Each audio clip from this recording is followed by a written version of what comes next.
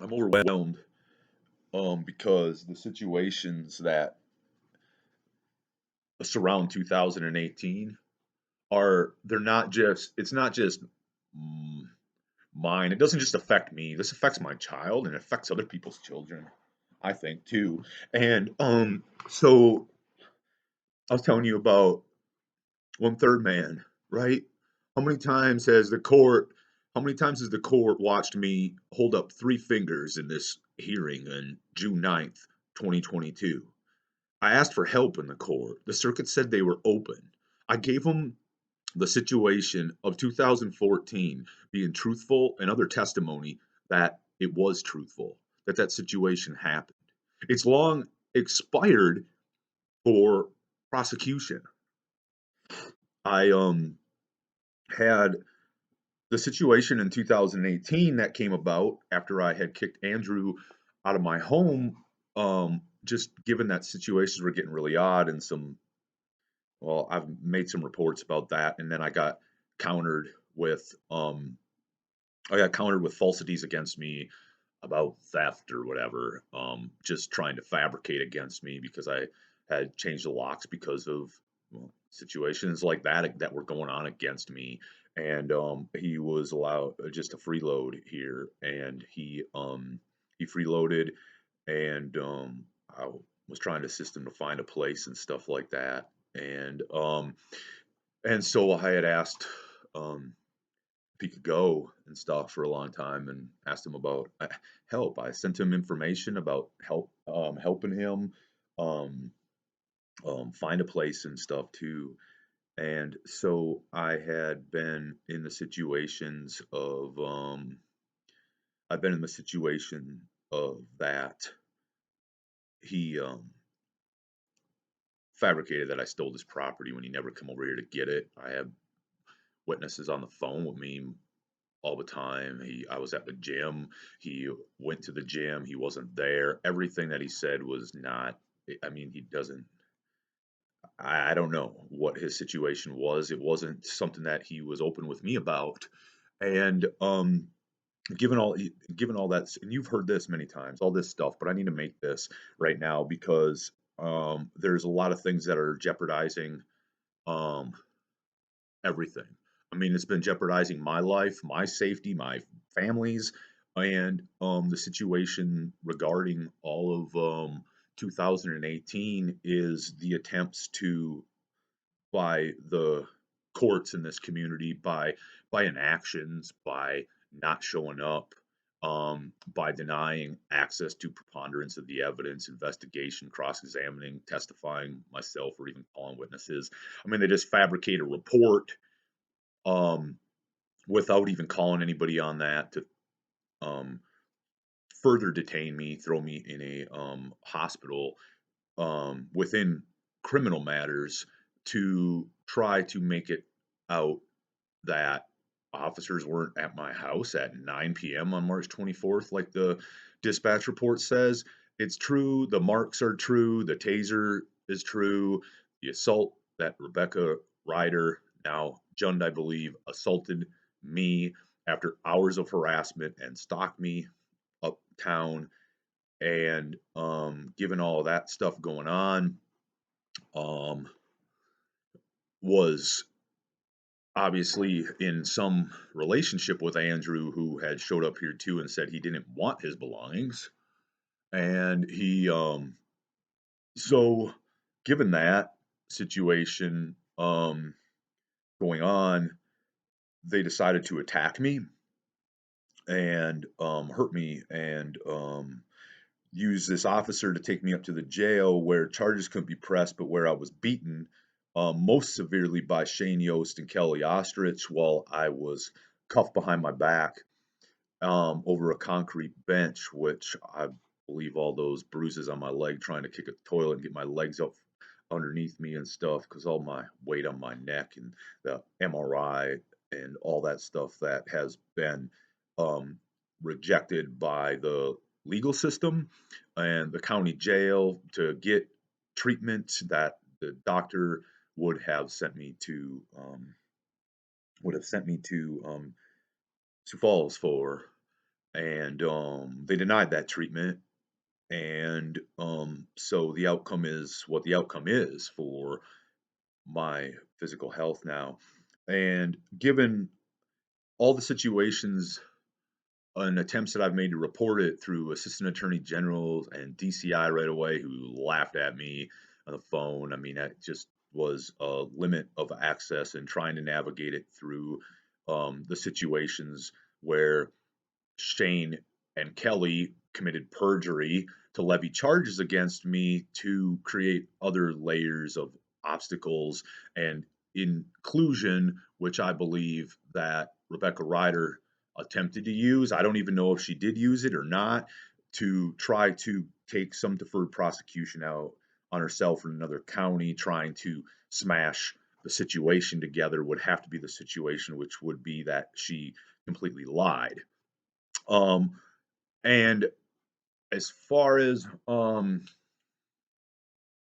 situations going on, as far as these situations going on, I thought that there was um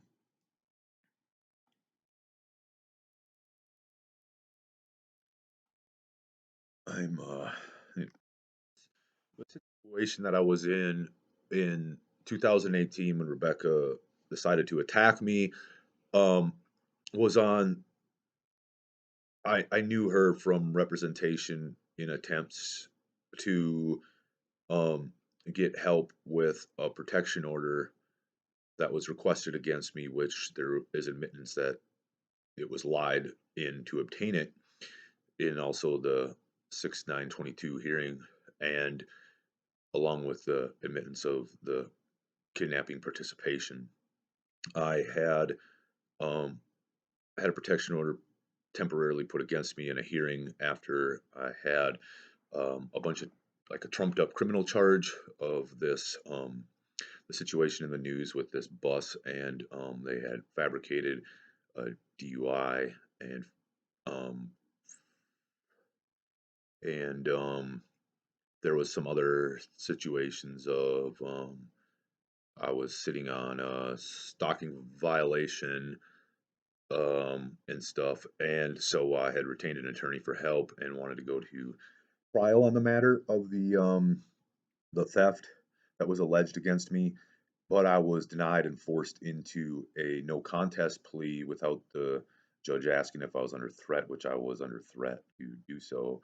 And they forced me into a no contest plea and also a violation of a protection order, which is what revoked my bond later when I went to go get a job. I can't even go to an interview without a job for 3 months to work at a different location at the same company, the only place that contacted me at all for an interview. And so I was obviously at a loss in the HR communities and a lot of the community of where I live. Obviously, it's a small enough town um, that's causes big enough harassment, and I was but the catch was is that I had requested 3 times to like modify this order and then was denied by the presiding judge over the order, and then I requested a dismissal. The dismissal then was granted by a circuit judge, and during which these other charges were against me, and I had representation that was like, well, I don't, and I sent out a lot of information to that attorney regarding the situation of stalking him, a situation of like all this DUI. It's like there was way below limits stuff and no evidence or anything else that would have been admissible or present nothing at all presented. I mean, it doesn't even have to do with admissibility. It just has to do about with being presented. And so the situation is that they the police department decided to stalk me, harass me, and arrest me for a violation of a protection order, not just on one, but 2 different occasions. But particularly, they did that to get my bond revoked on an order that was dismissed. And the court up here decided to take that charge. And so I have had a lot of trouble with forced situations upon me, not being able to stand up for my rights. Under the presumption, I think that the community and courts operate on one little checkbox that there's some mental illness, the within a protection order. And so, given that situation, I had been in the boat of being having nothing but lies against me completely all the time. And so I had went into a forced plea deal on those situations of no contest and harassed by my own representations. I have had I think almost 20 different attorneys now since um my child came into the world because of the fabrications that the state of South Dakota believes that just child support is yeah. So I didn't fabricate, excuse me. So the fabrications against me are that that the that just child support needs to be put in place. They don't follow any of the statutory laws that there needs to be guidelines presented when an action is started. The commencement of that is um, in peril to the process and the considerations that the court in South Dakota should be presented with for its ruling determination to be made. And I had been in the situation of then forced into this plea deal and losing. I mean, I lost my career before I even knew the protection order, like the same day. Here's kind of how it goes, the breakdown. My protection order request was against me, and I didn't know. And the company that I worked for had asked me to leave and go talk to somebody. It was strange. Don't talk to me, or just talk to the director myself. And I was asked to go. And given that situation, I didn't know, and I was later served with a hearing for a protection order. I was arrested later for stalking, and I was then, yeah, I'm here. And so I was then arrested on stalking in 2017, and then later on that week, my attorney wasn't any help and was telling me I needed another attorney. And I'm like, well, all this stuff is falling within family law. This is her family attacking me. Well, I was attempting to get to court to stand up for my rights of custody and visitation. And so um, I then went on and had the mistake of the bus situation and the trumped up charges that I wasn't able to stand up for per and how my request was to stand up for. I had decided that was really just stupid to even be involved in any of that. But given the situations and the communications that happened, I felt that I would go to trial for their situation, and that's where I'm saying then after this protection order was implemented in full after that in a hearing because that was just a duration of time.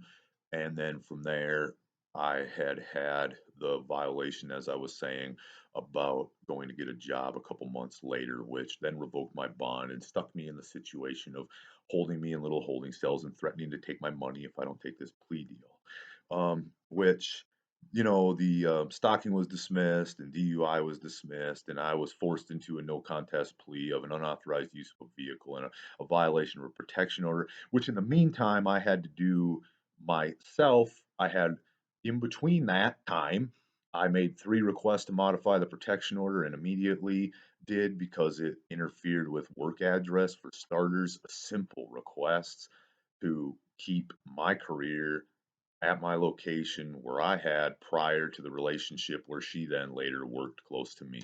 So basically, she just trumped everything out of my life with this one little protection order request.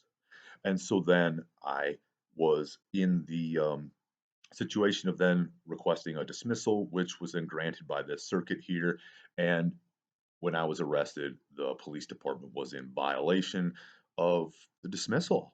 They were operating on their own operations, that there was such a thing in place. And I had later had been arrested even another time for that. And the situations where representation would um, just screw with me to try and act like this protection order is in place. And instead of allowing for civil communication, which always was there, I was there at every beck call that I could be for my child, and every attendance I could be for my child. And um, given the design of the law and that design, the the interpretation around here. And so I was in the situation of needing to get to court, which it says that it's supposed to be open, but it's not. It's only open for child support and to obstruct the South Dakota Supreme Court promulgated guidelines, which are supposed to be um, served upon, for any proceeding, or what was the other term there in 25 4A 11, and things. And so, oh, sorry, I lost you. And so, given the situation of, I heard you. I'm trying to make this video with you too. I heard you. I said thank you. I thought I bumped the thing, but I just was. Thanks for talking to me. So I had went into the situation of, um,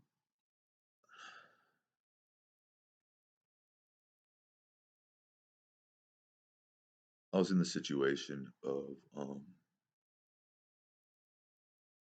forced plea deal, fabrication against me, and from the police department, and forced into this attempt to try and operate like this protection order was in place, given that there was a bunch of screw ups going on and people were not at any liberty to be held accountable.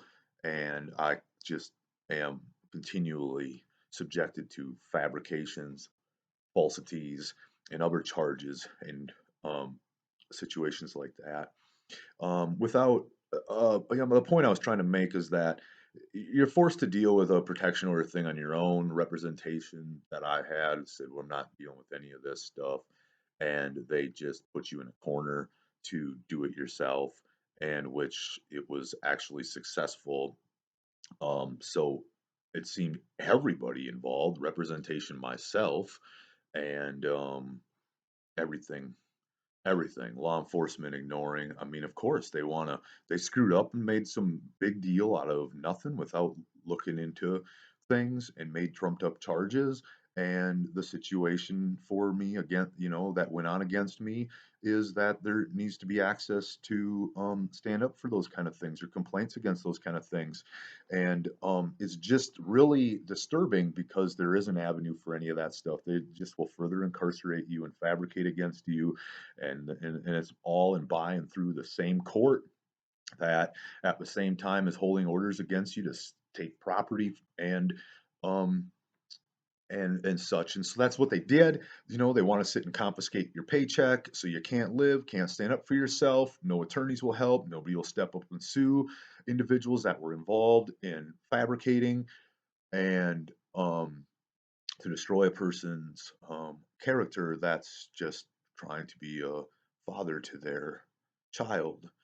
And through access, and through access of the court that's supposed to be open.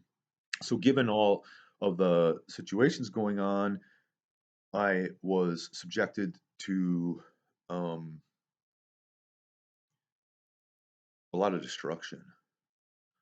There's a lot of inaction, representation, lies, and everything.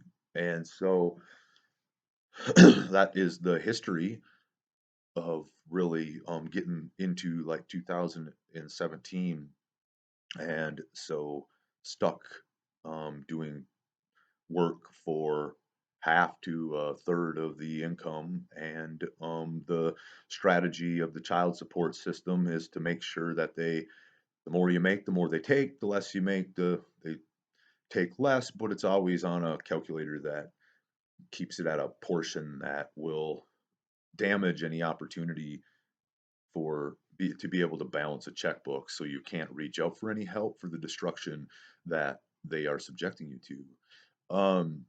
Trying to get me to agree, trying to get me to agree to the situations of that this protection order might, or to operate like this protection order is in place, was a joke. It was a serious joke, and on the arrest, they had taken firearm and protection that I had had, and illegally held my gun. And I had later went on to ask for more help on the topic of the protection order in the court, and asked this Rebecca to help assist with that because she was an attorney, and she told me she would and signed a retainer for it. She told me she would, and she signed a retainer for it. And then I had a few meetings in the end of 2017, which led to me letting her go and firing her because she told me she couldn't help. Um, and she says, when I understand that, like, well, it's dismissed. Well, what do you do? And then I said, well, maybe you could help me with the family law, but given the other situation going on, um, the crap that the police department does here, fabricating and keeping weapons and or guns, I guess, that they're trying to establish as some kind of that they're trying to establish for some kind of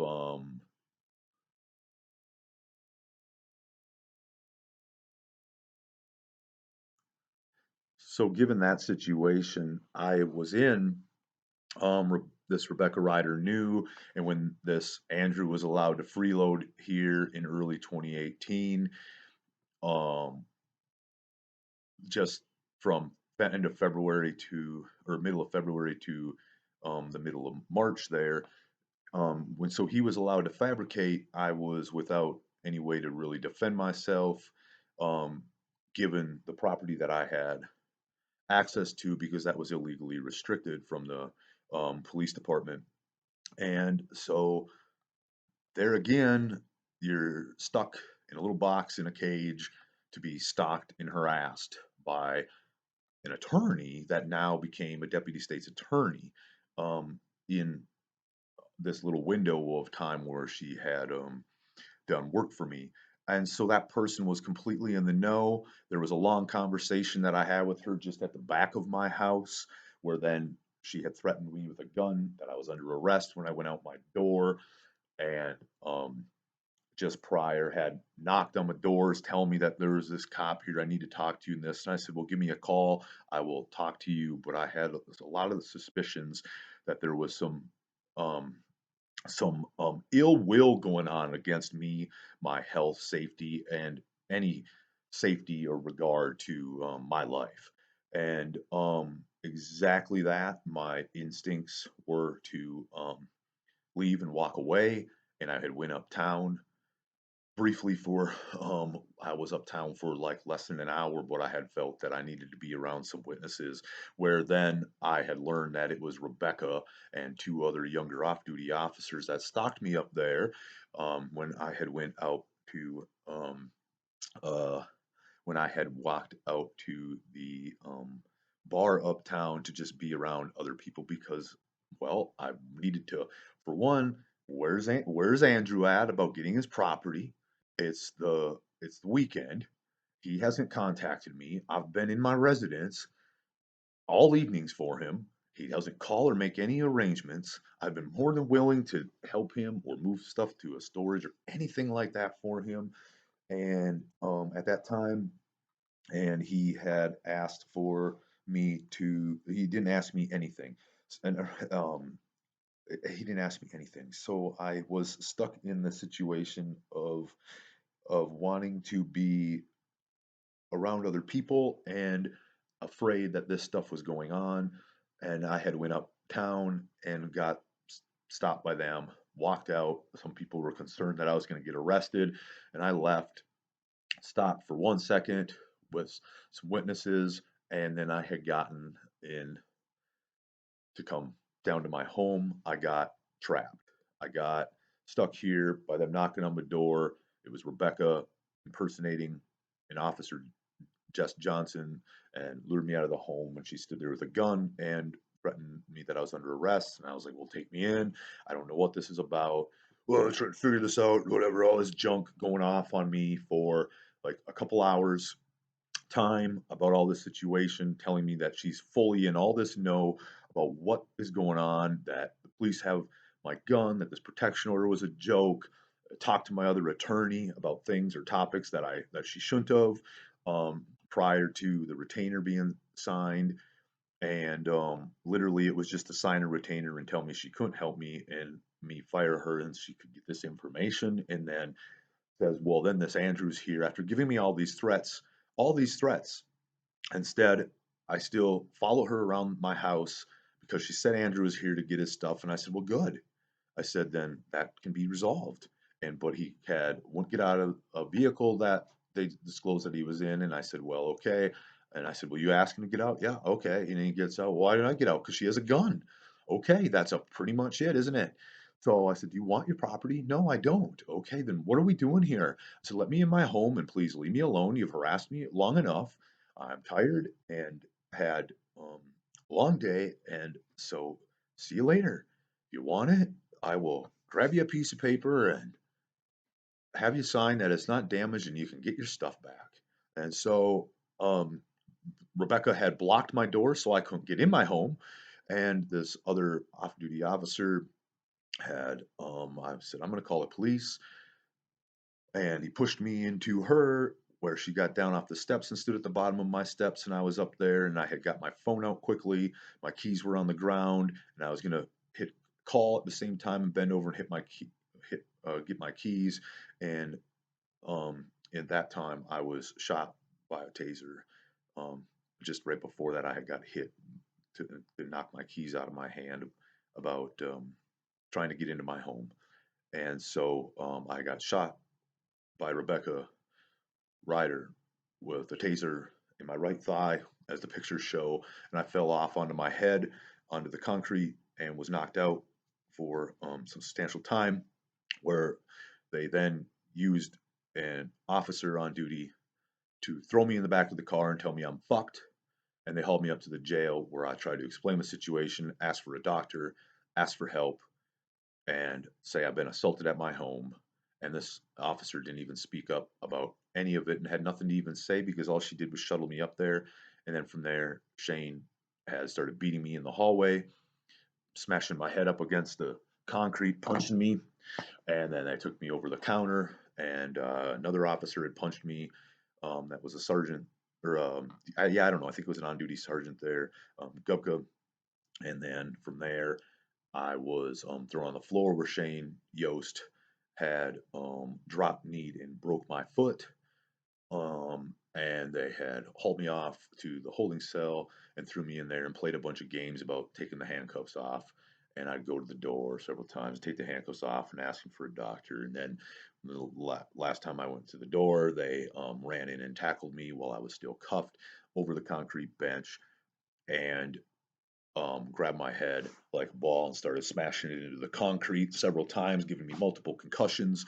And Kelly would proceed to kick my legs out from underneath me, and so just strained my neck. And this is where I believed I was going to die. I thought I tried to kick this toilet. My shin was all bruised up from it. He would stand in between, so I couldn't reach anybody. And I kicked the toilet to try and get my feet underneath me, and these two just thought it was a fucking joke. So I had been beaten and thrown on the bench in there until they had put come back in and said, "Shut the fuck up. We're sending you out of here." Where they put me back in Officer Johnson's car, who drove me down to my house, and somebody who had waited down here let me out of the back of the car, and I went to the back of my door, where then this is where you watch the videos of what they have done to me. The fabrications, Shane and Kelly, and the arrest and the falsifications of Andrew McLean fabricating police report that I had theft of his property that he would not come here and get, which he was there that evening. And that situation was a nightmare. It subjected me to um, jail and a doctor, X-ray, concussions conclusions, multiple concussion conclusions, wanting to order me. The pictures were taken at the jail immediately after that, the next day, while I was detained for 2.5 days. And that situation was not the, the mine and the doctor's situation about being sent was not entertained to alleviate my head being swollen. Two of those snap hat sizes, 3/4 of an inch in circumference for like 6 months. Um, the, the attempts to get repair after I got out was in vain. There wasn't any way a doctor was going to consider to do and make any changes anymore. And so basically this is where I'm at in the situation. Is that was always my story. And what they did after they arrested me is they let me out after these 2.5 days by running my own card and sending me to a couple bond hearings. And then they fabricated some other hearings, trying to send me some fucking plea deals, which was a joke. I told them I would never take any plea deal. And I said, you need to get this evidence. I asked for like a continuance, a defect in the prosecution, and, a continuance for my preliminary hearing because I had these injuries that I was subjected to and needed to get access to a few things that you need to kind of do after I guess you end up with like hydrocephalus and ataxia and other problems that go on with your head being swollen up for 6 freaking months. Yeah. And so the my own attorney was against me, utilized another attorney in his office that was against me to try and cover for this other attorney, like they were all doing, hoping that I would go away, and they tricked the courts. They tricked the courts. They had some fabricated hearing that I didn't even know about. My own attorney told me to show up for, and I said, "What am I here for? This is my assailant." I was up in the jail 2 different times. They don't even have a court recorder in the frickin' room. It was all about Rebecca, I believe, trying to. I was determined he was trying to. Uh, there's some theory in law that I had studied when I was in the jail for a short time. I could never get access to books that I needed specifically for situations at the times when I needed them ever during incarceration at all. The trail is designed to make you look like you're crazy. And so then I got out in 2.5 days. Luckily, I had the job that I was going to start that supposed to was on Monday. They said, "Well, you can't start today, but we'll let you start. You told us you were having some family problems." Well, the situation was is that I had some suspicions that this situation was growing eerily odd with Mr. McLean, and that situation, I guess, ended up to be very true. And then the situation that others were involved, was a big mess. And so I had been then fabricated against by my own representation, I feel, in regards to the hearing that was presented, that Rebecca was trying to move some deferred prosecution to some other county to save her reputation, and trying to fabricate that these two things happened together. And the court just ate it up. I later on got arrested in this video. on June 7th going up to discuss the problems with the sheriff's office about making complaints or internal complaint at the office about being beat up there. And they put this Cameron Camlets there in front of me to just tase me 2 times and stun gun me and fabricate misdemeanors of being intoxicated and carrying a firearm and trespassing and being disorderly when you can all see on the video there's nothing disorderly about anything. And if you were injured, would you go? I guess the answer is you fucking shouldn't because of how they operate up here. But just so you know, the situation that happened is exactly as I told you in summary right now. And from there, they fabricated 4 misdemeanors, which again revoked my bond, leaving me in jail, changing to me attorneys, giving me another person that said, "Well, I'm just going to ask you if you're competent because I just wanted." No, don't ever ask. Don't ever ask. No, I just want to go to trial. I waived all my rights already for anything. Get to trial. Cut it out. I'm sick of this crap. You can't even go to trial here. You want to know why the statistics are 99% of freaking, well, maybe a little less of cases end up in a plea deal? It's because of force and lies and manipulation. That is why. I bet you there's a window of probably, I, I just would be guessing, probably 15% of those that fall into this category. Probably because I have reached out a number of places all over the place to local law enforcement, to state police, to the attorney and assistant attorney general's offices that would prosecute, and so on and so on and so on and so on. And written to the courts themselves about the situations. And so they asked if I was competent. They come in and to give you one evaluator, and I explain I haven't seen any discoveries. I had this situation in the evening happen, I had the situation in the early morning hours happen, and I have no idea where the fabrications are coming from of simple assault.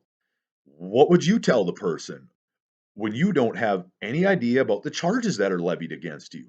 There's nothing that, well, this happened in jail or this. I didn't know. I had no idea where, who, or why these charges were against me. I did not have a right to see anything that was being accused against me at that time. Now, of course, those are, should I just, so given that situations, what I had done, and I had done and made this video before in the past, and I was in attempt to just post all this stuff because the situation is is that people don't want to hear it because there has been situations of investigation into it, which there is corruption in. And the situation is then when competency was asked in July, and then when the competency was asked in July of 2018 for a hearing that then was ordered to do an evaluation. But our state law says that it needs to be by the preponderance of the evidence then and the burden of the state to then prove that I'm competent once either the court upon their own order asks to or demand or says they're going to have a hearing, or that it's asked by the state or defense attorney that a defendant is competent. At that moment, you're determined to not be competent until that hearing happens. And the burden of the state, me writing them, calling them, explaining from the jail, they don't show up. They don't give a nothing about it. They don't care. They will not in any way want anything to do with determining that you're competent. They put in the first hearing, so I went on to get this evaluation and have a hearing set up in August 25th, and which was holding me shackled hand to foot in the basement or well wherever on the in the jail in front of their TV.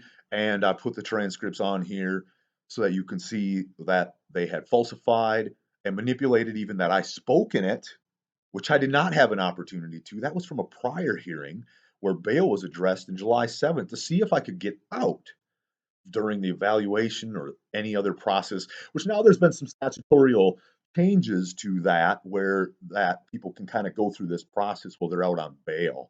Um, but anyway, there's been, and maybe, maybe it has to do a little bit with that I'm fucking loud. when these problems are going on. And so the situation is exactly what I'm telling you.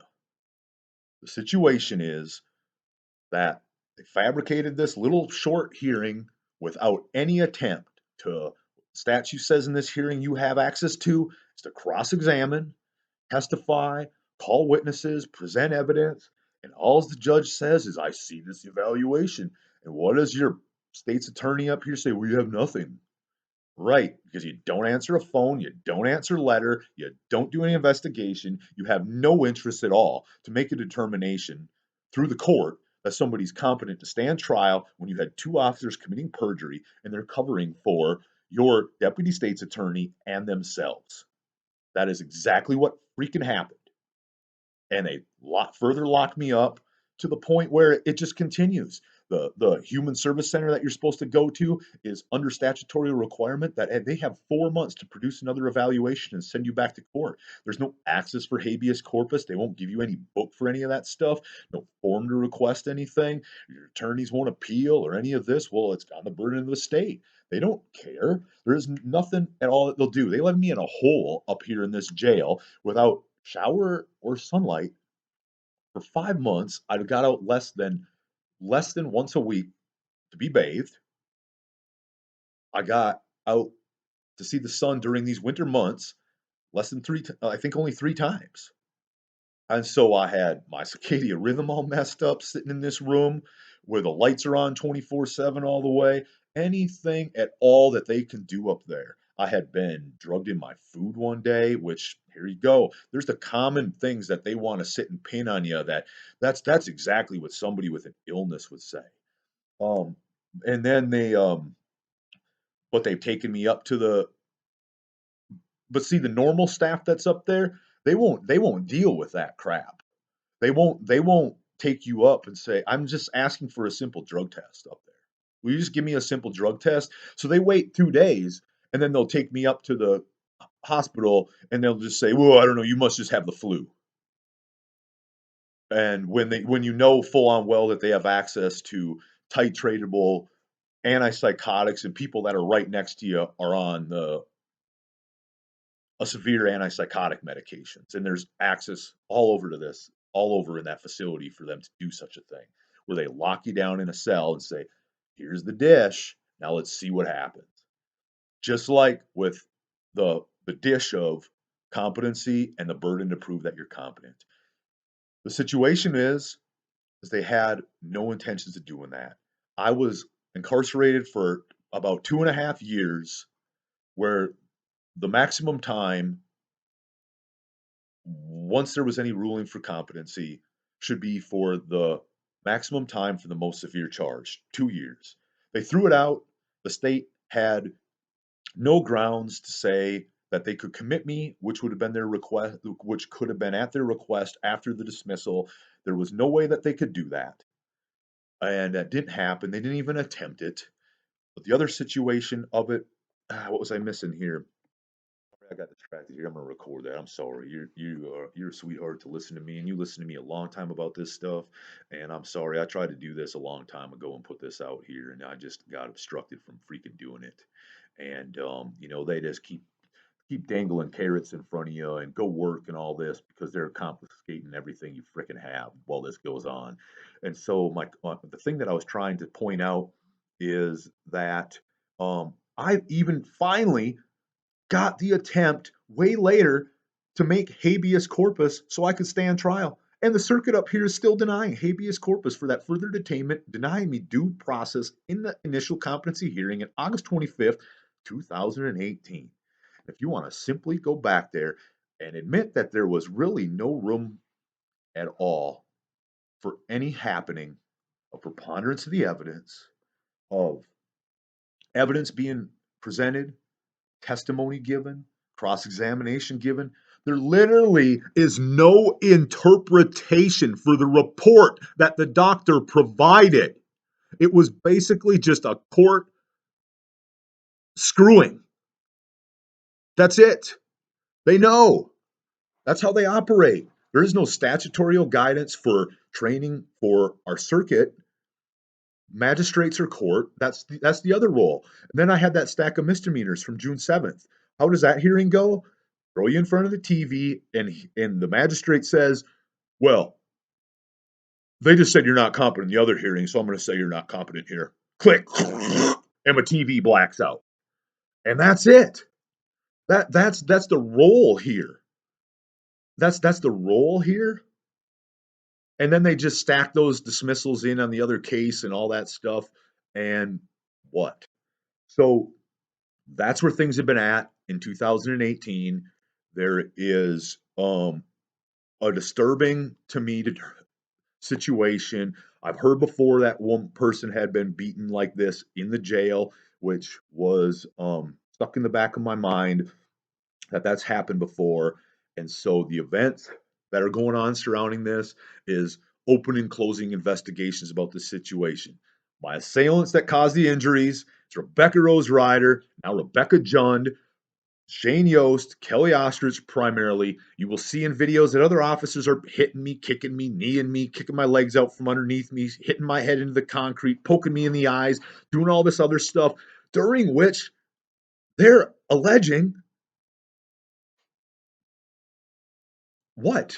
The indictment paper said one simple hit, and the other officers had nothing to say about anything physical. And it was in complete contrast to what was in their report that I was provided. It was flip flopped around. Anyway, either way, given any defense that a man or person would take, that you had a right for self defense or that it didn't happen, which is my defense. Look at the videos. Nothing did I do to reach out except stand up and call them out. You fucking hit me. You fucking hit me. Why is a man so upset when he's up there? Because they want to try to fabricate that you look like you're intoxicated when you have dyslexic speech from multiple severe TBIs that they subject you to in a series of their fucked up shit that they have going on here. That's the fucking truth. Please, if you see this, reach out to your capital that doesn't really want to get off on doing anything about it.